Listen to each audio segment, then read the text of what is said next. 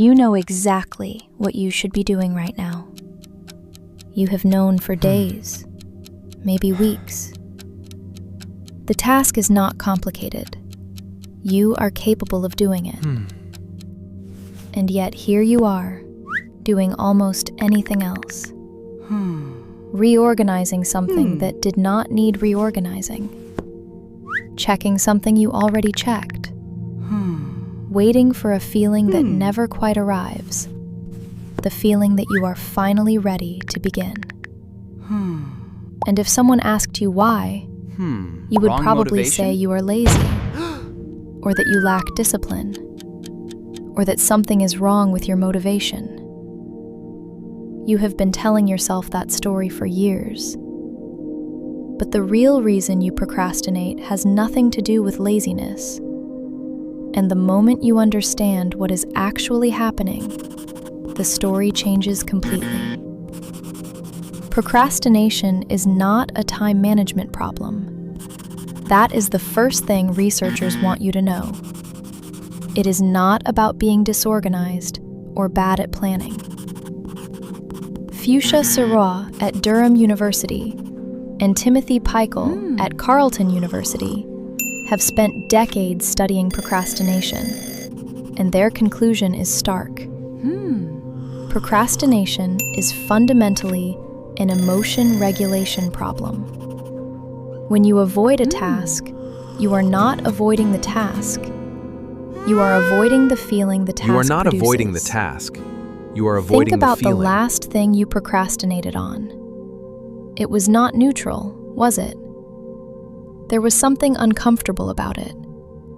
Maybe anxiety about whether you would do it well enough. Maybe boredom, or resentment, or a low-level dread you could not quite name. And your brain, faced with that discomfort, did what brains do. It looked for relief. This is the mechanism. Your brain is constantly scanning for threat and reward.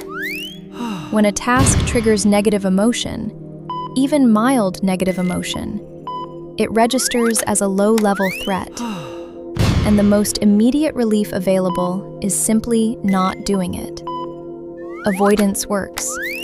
Right now, in this moment, not starting that thing makes the uncomfortable feeling go away. The problem is temporarily solved, and your brain files that away as a successful strategy. This is why willpower fails. You cannot think your way out of an emotional response with discipline alone. Every time you sit down to begin and feel that wave of resistance, your brain is not being irrational. It is doing exactly what it evolved to do, moving away from discomfort toward relief. The problem is not your character. It is the timing. The relief is immediate. The consequences of not doing the thing are distant. And your brain, in every moment, heavily weights what is happening right now. Psychologists call this temporal discounting. The further away a consequence is in time, the less weight your brain gives it. A deadline 3 weeks away feels abstract. The discomfort of starting the task right now feels immediate and real. So your brain takes the deal that feels better in this moment, even when the rational part of you knows it is the worst choice overall. And here is what makes it worse. Every time you avoid the task gets heavier. You think about it while not doing it. You feel guilty about not doing it. That guilt adds another layer of negative emotion onto the task itself. So the next time you approach it, there is even more discomfort attached to it than before. The avoidance that was supposed to give you relief ends up making the task harder to start. This is the procrastination spiral. And most people live inside it without ever understanding the mechanism driving it. Researcher Piers Steel at the University of Calgary developed what he called the procrastination equation. It factors in the value of the task, how long until the deadline, how confident you feel about succeeding, and how easily distracted you are. What he found is that procrastination is not random. It is predictable. It follows a pattern. And that pattern almost always involves low confidence, high distraction, and a deadline that feels far enough away to justify delay. But there is a deeper layer, one that most procrastination advice completely ignores: your relationship with the future version of yourself. Hal Hershfield at UCLA ran a series of brain imaging experiments that produced a striking result. When people thought about their future selves, the neural patterns looked more like the patterns produced when thinking about a stranger than when thinking about their current self. Your brain, at a functional level, treats the future version of you almost like a different person, someone you vaguely know, someone you do not feel especially responsible for. This is why it is so easy to leave things for your future self.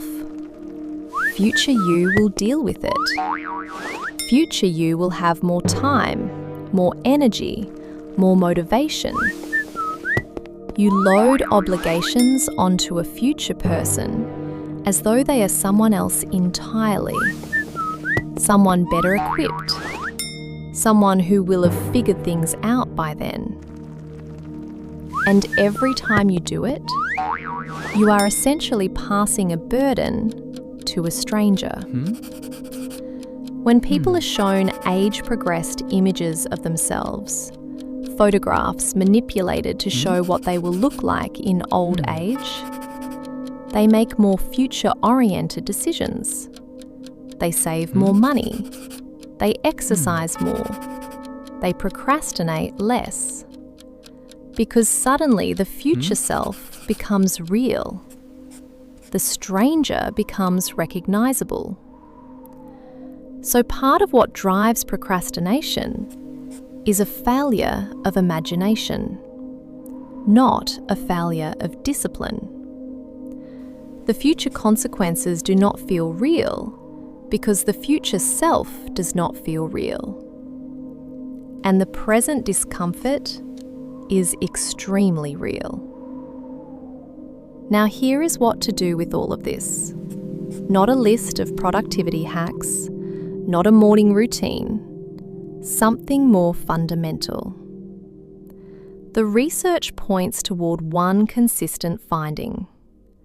The most effective intervention for procrastination is reducing the emotional cost of starting. Not increasing motivation, not adding accountability, reducing the barrier between you and the first action. This is why breaking tasks into smaller pieces actually works. Not because small pieces are easier to manage logically, but because they carry less emotional weight. A task called write the report triggers avoidance. A task called write one sentence barely registers as threatening. The brain does not flee from it. You start. And once you start, the resistance usually drops. It is also why self-compassion outperforms self-criticism for procrastination. Kristin Neff's research and work by Fuschia Sirois both find the same thing. People who respond to their procrastination with harsh self-judgment procrastinate more, not less.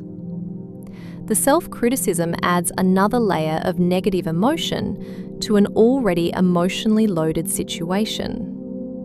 Whereas treating yourself the way you would treat a friend who was struggling, with understanding rather than contempt, actually reduces the emotional charge around the task and makes it easier to return to.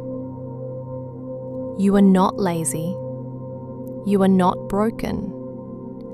You are a brain that evolved to avoid discomfort, operating in a world full of tasks that produce discomfort, using a strategy, avoidance, that worked perfectly well for your ancestors, but does not scale to a world where the most important things you need to do are almost never urgent and almost never feel good to start. The task is still there. It will still be there tomorrow. And the version of you that finally does it will not be fundamentally different from the version of you sitting here right now. They will just have started. So the next time you feel that pull to check something, reorganize something, wait for a better moment, you will know exactly what is happening. Your brain is protecting you from a feeling, and you have a choice about whether to let it. You know exactly what you should be doing right now. The only thing that has changed is that now you know why you are not doing it.